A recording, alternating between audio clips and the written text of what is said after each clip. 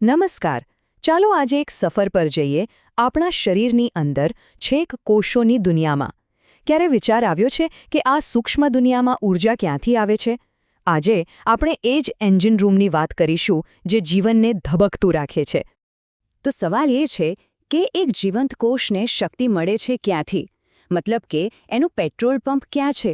આ નાનકડો એકમ જે બધું જ કામ કરે છે, એને ચલાવવા માટેનું બળતણ આવે છે ક્યાંથી? ચાલો આ જ રહસ્ય પરથી પડદો ઉઠાવીએ. તો આ આખી ઊર્જાની ગેમનો મુખ્ય ખેલાડી કોણ છે? ચાલો મળીએ કણાભસૂત્રને. હા, એ જ જેને આપણે સ્કૂલમાં કોષનું શક્તિઘર કે પાવર હાઉસ તરીકે ઓળખતા હતા. અને સાચું કહું ને તો આનાથી વધુ પરફેક્ટ નામ હોય જ ન શકે. તો કણાભસૂત્ર એટલે શું? એકદમ સાદી ભાષામાં કહીએ તો એ કોષની અંદરની નાની પણ ખૂબ જ શક્તિશાળી બેટરીઓ છે. એ સતત ચાર્જ થતી રહે છે અને કોષને પાવર આપતી રહે છે. એમના વગર તો કોષનું એક પણ કામ આગળ વધે જ નહીં, બધું ઠપ. અહીં જે દેખાય છે એ સીધું બાયોલોજીની ટેક્સ્ટબુકમાંથી લઈ દેલું ચિત્ર છે. આ એ જ એન્જિન છે જેની આપણે વાત કરી રહ્યા છીએ. જરા એની રચના જુઓ, જે દરેક જીવંત કોષની અંદર સતત કામ કરે છે. એની બનાવટ જ એવી છે કે એનું કામ એકદમ પરફેક્ટ રીતે થાય. જો એની અંદર બેવડું પડ છે. બહારનું પડ તો છિદ્રાળું છે, પણ અંદરનું જે પડ છે ને એમાં ઊંડી ગળીઓ વાળેલી છે. હવે સવાલ એ થાય કે આવી ગળીઓ કેમ? કારણ કે આ ગળીઓ જેટલી વધુ એટલી રાસાયણિક પ્રક્રિયાઓ માટે જગ્યા વધુ મળે. બિલકુલ એક ફેક્ટરીની જેમ, જ્યાં વધુ મશીનો ગોઠવવા માટે વધુ જગ્યા હોય. સારું, તો આ પાવર હાઉસ ઊર્જા તો બનાવે છે, પણ કયા સ્વરૂપમાં? એ ઊર્જાનું ચલણ કયો છે? એનું નામ છે એટીપી. સમજી લો કે આ કોષની દુનિયાની કરન્સી છે જેનાથી બધા બિલ ચૂકવાય છે. એટીપીનું આખું નામ છે એડિનોસાઇન ટ્રાઇફોસ્ફેટ. આ એક નાનકડો અણુ છે, પણ એની અંદર ઊર્જાનો ખજાનો છુપાયેલો છે. જ્યારે પણ કોષને કંઈ પણ કામ કરવું હોય, જેમ કે પ્રોટીન બનાવવું હોય કે પછી વિભાજન કરવું હોય, ત્યારે એ આ એટીપીના અણુઓને વાપરે છે. બિલકુલ એ જ રીતે જેવી રીતે આપણે બજારમાં જઈને પૈસા ખર્ચીએ છીએ. તો આ આખું ચક્ર ચાલે છે કેવી રીતે? જો સ્ટેપ બાય સ્ટેપ સમજીએ. પહેલાં તો કણાભસૂત્રમાં રાસાયણિક પ્રક્રિયાઓ થાય છે. એમાંથી જે ઊર્જા છૂટી પડે છે એને એટીપીના અણુઓમાં સ્ટોર કરી લેવામાં આવે છે. અને પછી કોષને જ્યારે પણ જરૂર પડે એ આ એટીપીને ખર્ચીને પોતાનું કામ કરી લે છે. આ એક સતત ચાલતી પ્રક્રિયા છે જે જીવનને ધબકતું રાખે છે.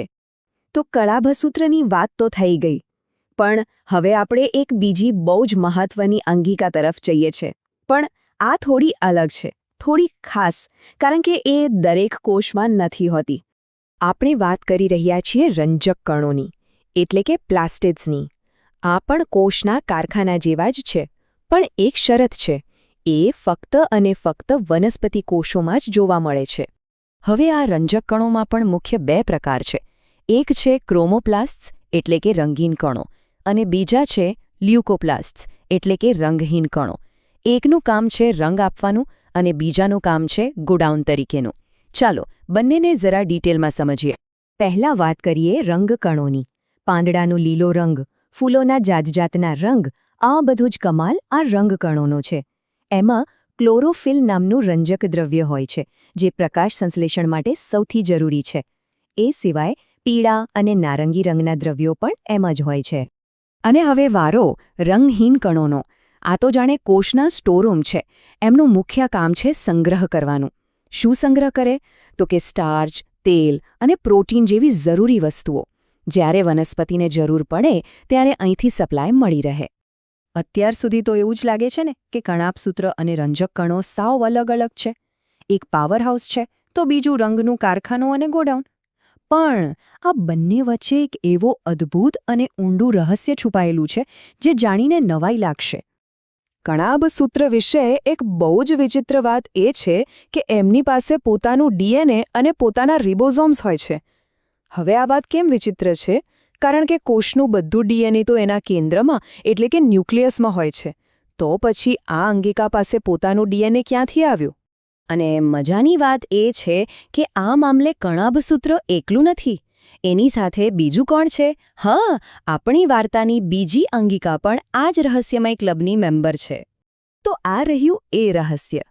કણાભસૂત્ર અને રંજક કણો, આ બંને પાવરહાઉસ અને ફેક્ટરી, બંને પાસે પોતાનું ડીએનએ અને પોતાના રિબોઝોમ્સ છે. આ એક બહુ મોટી વાત છે. એનો અર્થ એ થયો કે એમની પાસે પોતાની ઓળખ છે, પોતાની આનુવંશિક માહિતી છે, જાણે કોષની અંદર બીજા બે નાના નાના કોષ રહેતા હોય. આનાથી શું ફેર પડે? આનાથી એ ફેર પડે કે તેઓ પોતાના કેટલાક પ્રોટીન જાતે જ બનાવી શકે છે. એમને દરેક વાત માટે કોષના મુખ્ય કંટ્રોલ સેન્ટર એટલે કે ન્યુક્લિયસ પર આધાર રાખવો પડતો નથી. એક રીતે જોઈએ તો એ કોષની અંદર રહીને પણ થોડા સ્વતંત્ર છે. અને આ જ વાત આપણને એક બહુ જ મોટા અને રોમાંચક સવાલ પર લાવીને ઊભા રાખે છે. જરા વિચારો, જો આ બંને અંગિકાઓ પાસે પોતાનું ડીએનએ છે, તો શું એવું બની શકે કે કરોડો વર્ષો પહેલાં એ પોતે જ સ્વતંત્ર સજીવો હતા અને પછી ક્યારેક ઉત્ક્રાંતિના ક્રમમાં એ એક મોટા કોષની અંદર રહેવા લાગ્યા અને એકબીજાને મદદ કરતા થયા? આ સવાલનો જવાબ જીવનના વિકાસના સૌથી મોટા રહસ્યોમાંથી એક છે.